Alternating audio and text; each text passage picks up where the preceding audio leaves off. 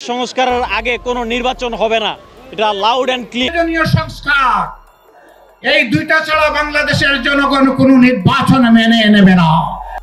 দেশের জনগণ জানে, বুঝতে পারে প্রফেসর ইউনূসকে কেন তাড়ানোর চেষ্টা করতেছে, কেন দ্রুত নির্বাচন চান। জনগণের জন্য প্রফেসর ইউনূসের এই অতি অল্প সময়ের শাসন হয়ে থাকবে একটা স্বপ্নের মতো, এক অলীক সম্ভাবনার মতো, এক বিদ্যুৎ চমকের মতো সময়। তারপর বাংলাদেশ আবার ফিরে যাবে আপনাদের সেই আদিম জমিদারি ব্যবস্থায়। দর্শক, ভিডিও থাম্বনেল এবং ইন্ট্রো দেখে বুঝতে পারছেন আজকে ভিডিও কতটা গুরুত্বপূর্ণ। তবে ভিডিওটার সত্যতা রয়েছে, সব কিছু দেখানো হবে, আপনারা দেখলেই আর তারপর বুঝতে পারবেন যে আসলে ভিডিওটা কতটা গুরুত্বপূর্ণ ছিল এবং ভিডিওর ভিতরে কি ছিল। দর্শক, আপনাদেরকে আমি কোনোভাবে কথা বাড়াবো না এবং আপনাদের মূল্যবান সময় কোনোভাবে নষ্টও করতে চাই না। আমরা সরাসরি এখন ভিডিওতে চলে যাব। তবে ছোট করে একটা রিকোয়েস্ট থাকবে, চ্যানেলে যেহেতু এসেছেন অবশ্যই চ্যানেলটিকে সাবস্ক্রাইব করবেন এরকম আলোচিত তথ্যগুলো সর্বপ্রথম পাওয়ার জন্য, কারণ এই চ্যানেলে শুধুমাত্র বাছাইকৃত আলোচিত তথ্যগুলো তুলে ধরা হয়। চলুন আমরা সরাসরি ভিডিও দেখবো, না এটা সম্পূর্ণ ভিডিও দেখুন। চলুন ভিডিও দেখুন। আগে কোনো নির্বাচন হবে না, এটা লাউড এন্ড ক্লিয়ার। যারা 17 বছর যাবত বলছেন এই দেশের মানুষ ভোটাধিকার পায়নি, সেই দেশের মানুষই এখন নির্বাচন চায় না। আপনাদের যদি মনে হয় দেশে নির্বাচনের প্রয়োজন, আপনারা গণপরিষদের একটা নির্বাচন করুন। গণপরিষদের নির্বাচনের মাধ্যমেই বোঝা যাবে জনগণ নির্বাচন চায় কি চায় না। আপনারা যেহেতু নির্বাচনী রোডম্যাপ চাচ্ছেন, আমরা নির্বাচনী রোডম্যাপ আপনাদেরকে দিচ্ছি। যদি এগুলো বাস্তবায়ন করতে পারেন আপনারা নির্বাচন আসুন, আমাদের কোনো সমস্যা নেই।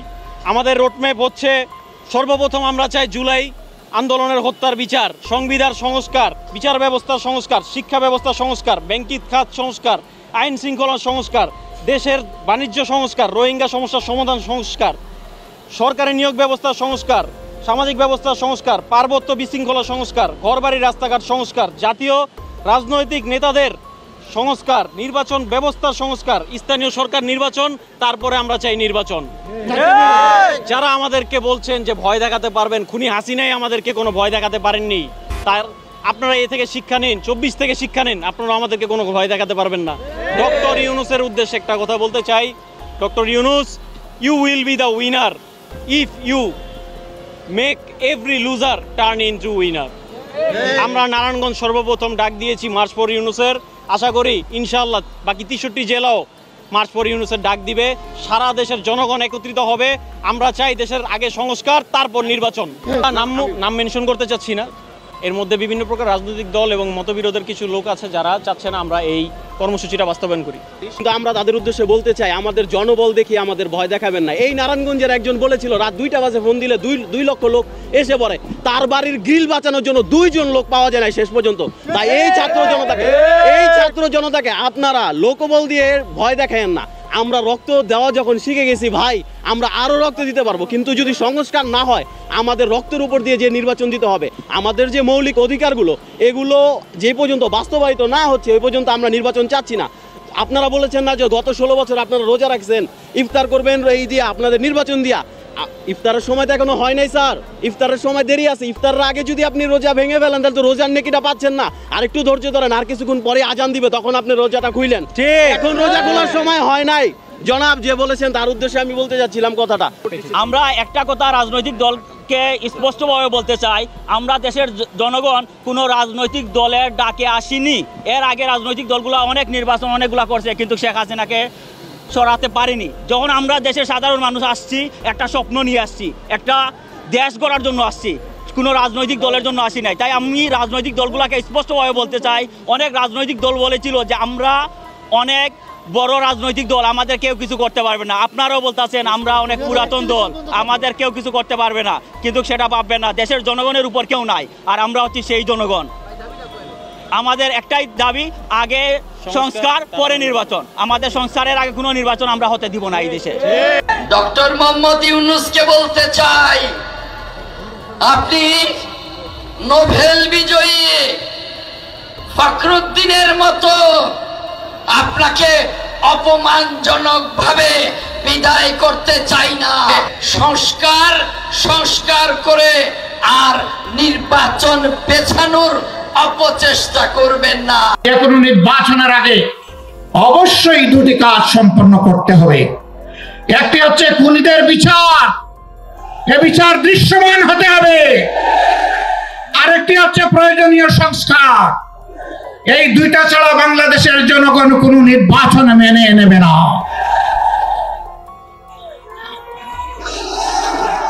প্রধান উপদেষ্টা বারবার তিনি ঘোষণা দিয়েছেন এবারে ডিসেম্বর থেকে আগামী বছরের জুনের মধ্যে ইলেকশন হবে।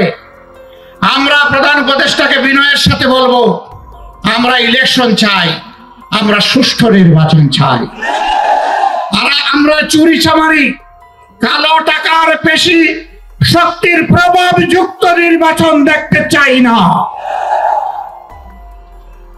এই জন্য নির্বাচনের জন্য অবশ্যই সমতল মাঠ তৈরি করতে হবে।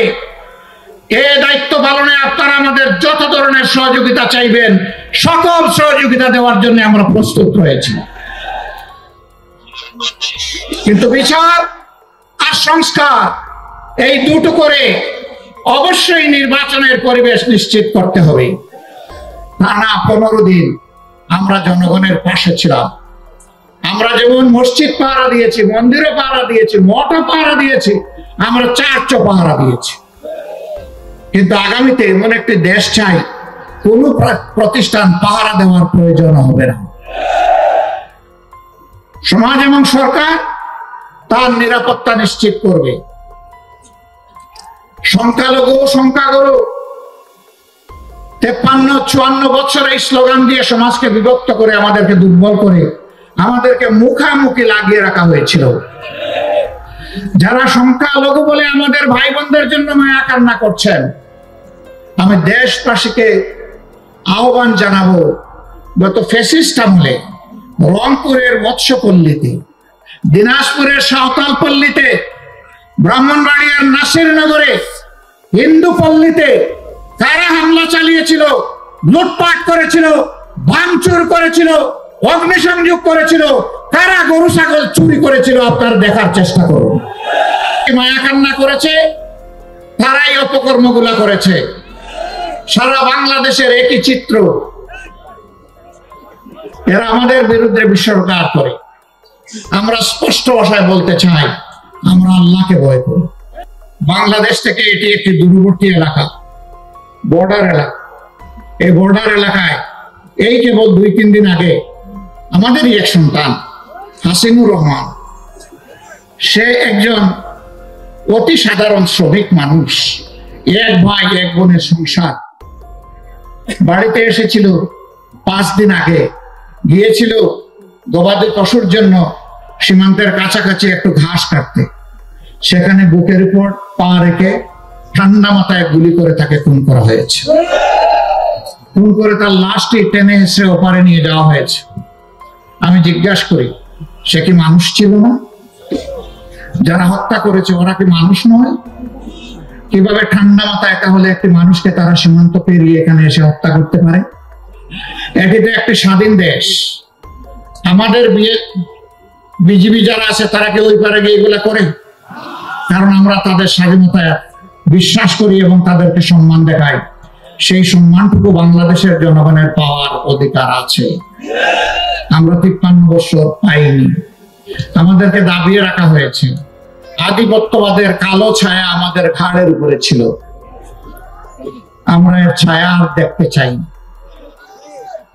ইন্ডিয়া আমাদের প্রতিবেশী দেশ, তাদের সাথে আমরা সম্প্রীতি এবং পারস্পরিক শ্রদ্ধা। দর্শক, ভিডিও দেখার পর আপনাদের কি মনে হলো সেটা আমাদের কমেন্টে জানিয়ে দিন এবং আলোচিত ভিডিওগুলো সর্বপ্রথম পাওয়ার জন্য চ্যানেলটিকে সাবস্ক্রাইব করবেন এবং আমাদের মূল্যবান মন্তব্য দিবেন এবং চ্যানেলটিকে নোটিফিকেশনটি অন করে দেবেন, কারণ আলোচিত ভিডিওগুলো যেন সর্বপ্রথম আপনাদের কাছে চলে যায়।